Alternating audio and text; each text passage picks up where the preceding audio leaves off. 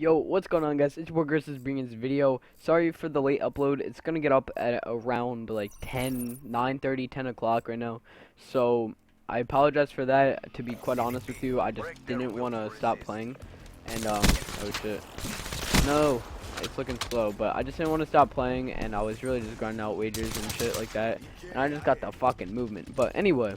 Without further ado, we're gonna hop into this video, and what I'm gonna be talking about is my first ever gold. I mean, you could consider it a gold if you want, but my first ever like tournament win. What really just like kind of showed that I was like a lot better than most. Like, why am I getting flash, dude? Like, better than average, I would say. So back about 5 months ago, April 23rd. Remember this date vividly.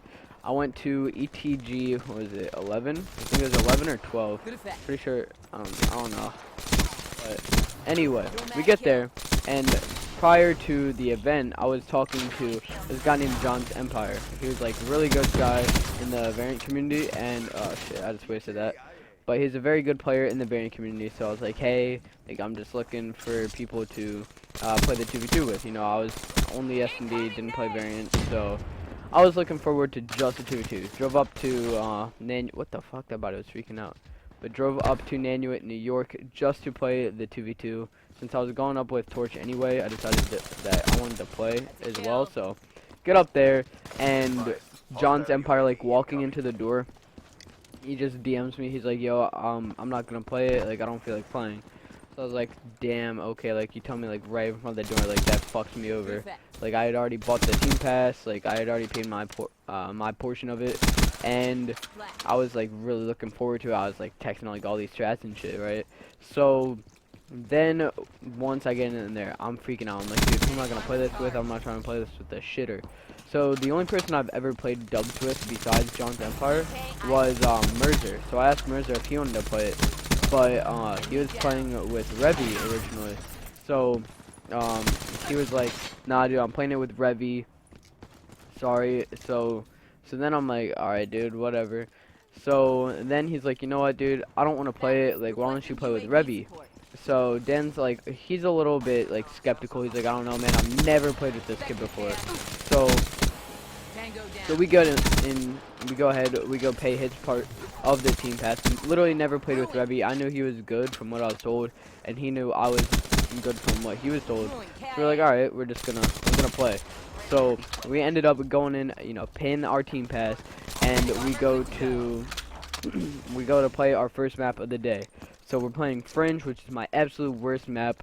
And like I've gotten a lot better at it, but like at the time, my worst map. Every tournament round I've ever lost was on that map, so it was just like feels bad, man. And I was really like I was not trying to get first rounded to let Dan down, and just wasting my time. I was trying to prove John wrong why he shouldn't have sketched on me.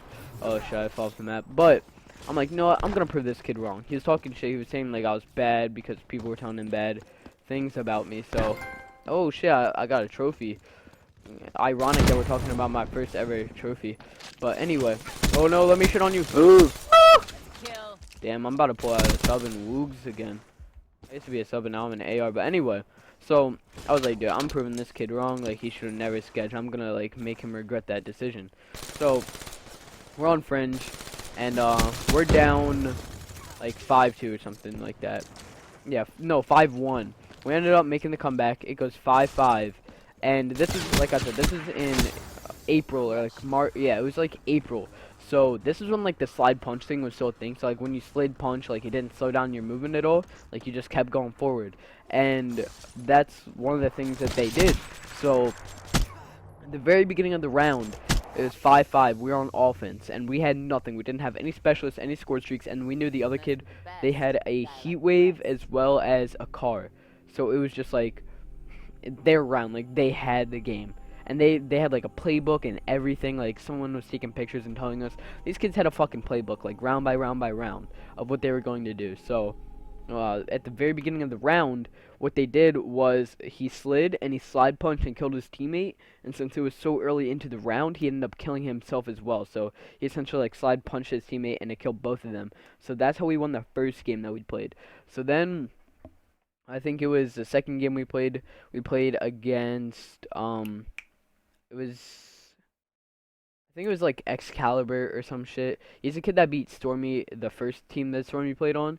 And if you don't know who Stormy is, Stormy won the 2v2 at NJ, like the event before. So it was like he was good at, like he's good at S&D. So like I was not scared, but I was like, damn, like if these kids just beat Stormy, like I know these kids are gonna be a challenge. We played them on Stronghold. We beat them 6-2. And that was that. That was pretty easy. We were just fucking around too. Like when we were up like 4 rounds, we were just having fun, and we were still shitting on them. So then we go to, I think it was Breach. Yeah, Breach. And originally Element was going, or not Element, Alter was going to play with a Gunky, but Gunky ended up not wanting to play, so Stormy ended up playing, and it was me and Revvy versus Stormy and Alter on Breach. If you guys aren't in the community, you won't know like who any of these people are. But anyway, we played on Breach, and I turned on like 3 people like that game. It was insane. I was shitting on them. I was heating up, and throughout the whole event, it was even. Like Dan and I had the same amount of kills. If we didn't have the same amount of kills, it's like I had one more or like he had one more. It was never a blowout except for finals, which I'll get into in a second. So we ended up winning that game, and then we went to play some random kids. Don't remember what map that was, but I think we ended up winning that one pretty convincingly as well. So then this is where we go into the grand finals. Now the kids we played in grand finals were supposedly like really good. They won the past like 4 NJ rods or something like that, and like ETG 2v2s. So these guys have been playing a lot. I'm just in here in the lobby by myself. This sucks.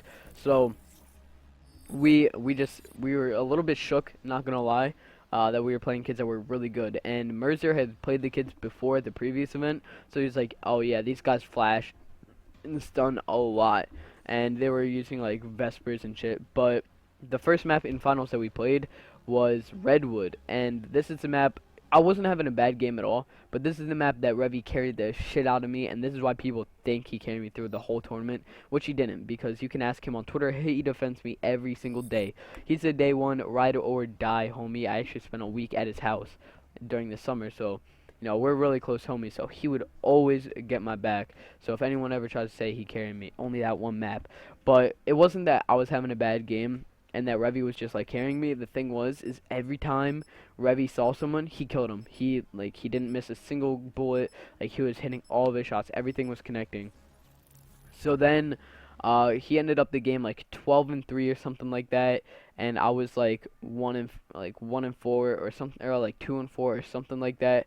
I'm not quite sure what the score was, but I know he had like 8 more kills than me, so it was like a complete carry. It was insane, and we ended up taking it. Redwood was 6-2.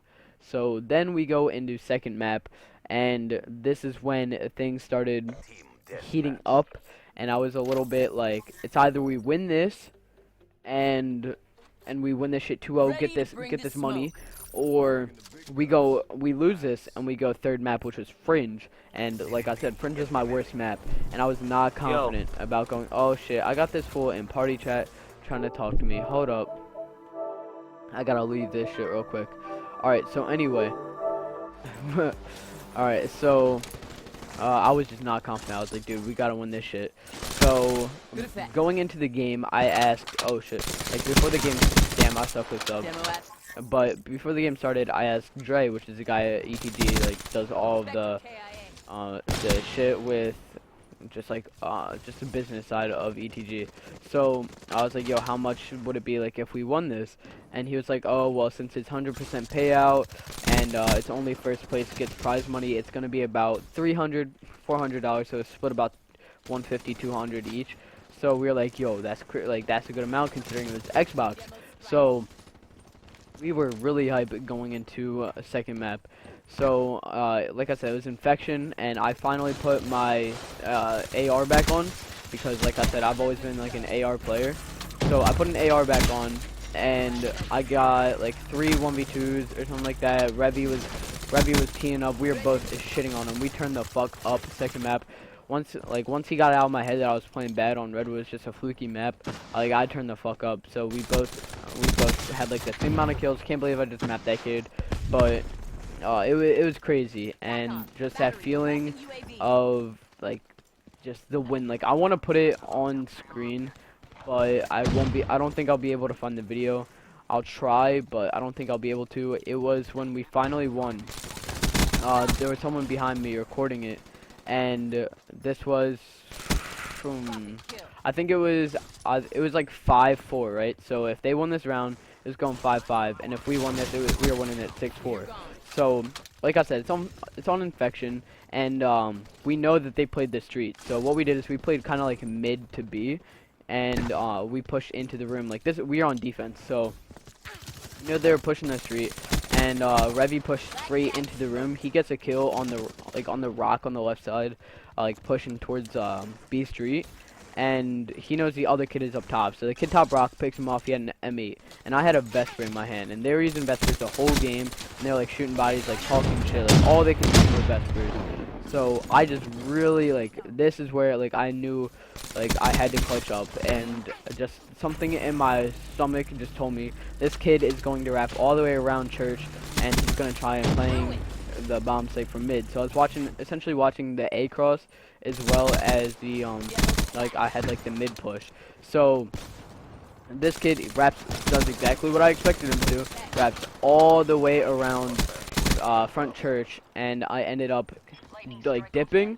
So I wasn't trying to play the gunfight because he was front church with an M8, and I was on the steps of the Vesper. I wasn't gonna jump at him. He was on a head glitch. That was a super gunfight. So I back up, push into the room, start playing it around myself, let him come to me, and then he camos into the room. So I hear the camo go off, and I start running away, and Revvy's like, yo, camo, camo. So I dipped out and picked up the picked up the bomb, or not the bomb, just all the bomb was down. So then I just head glitched the B bomb site, and then the kid runs in, and I just turn on him, while he was shooting at me. I just turned on him. It was absolutely insane, and I'll never forget the moment that I turned on a kid for the win for my first ever LAN win game, as well as tournament win. It was just a feeling your first event win, or first tournament win, you'll just never forget it. Just the feeling that I made Mark proud. If you guys don't know who Mark is, he was the big guy of Torch, the really buff guy. I made him proud. I made everyone in Torch that was kind of looking down on me. They're like, oh, he's the Xbox shitter. Made them proud, kind of surprised them.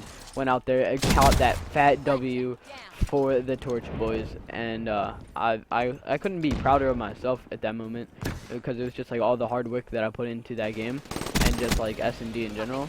It was just something I'll never forget. And that's one thing that when I start feeling down about myself and playing, is just the feeling of winning. When you win something that actually means something, it's not just a $1 wager. When you're a tournament, or a high roller chow, or something like that, or something that your name relies on, on you win, once you actually win it, it's just such a fulfilling moment. Just wow, I just proved all these people wrong, or I actually just did this.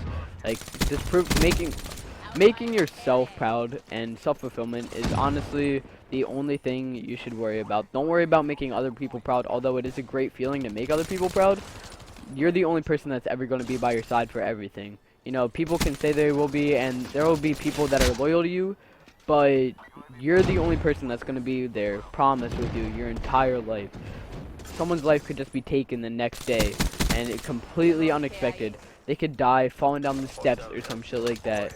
So it's just you can't rely on making someone else proud for your personal happiness. Rely on making yourself proud, and that'll really push you harder and make you want to grind harder and win. It's just, like I said, you're the only person that's going to be by your side your entire life, from beginning to end. So it's just only worry about making yourself proud. You know, it's one thing it's getting repetitive, but it's a really important message I gotta put out there.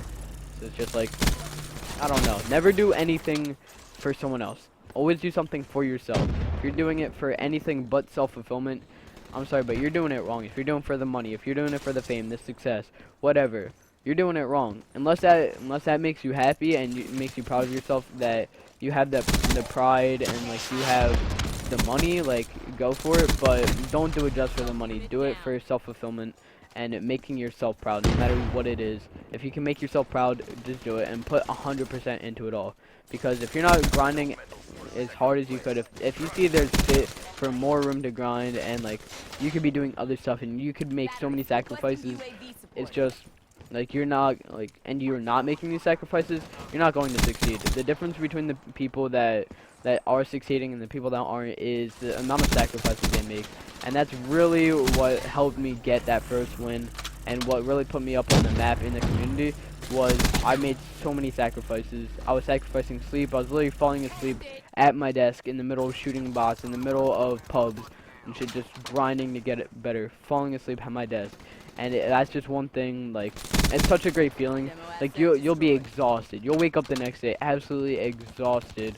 But the thing is you'll be proud of yourself, that you put yourself through all these hours of hard work. And that's just one thing you guys have to keep in mind. Hours and hours of countless hard work will always pay off. So just keep that in mind. Hopefully you guys enjoyed this video. Make sure to check out Revvy's YouTube as well as his Twitter down in the description below. Make sure to say some great things from my man. Love that kid to death. And I hope you guys have a great day, and I'm out. Peace.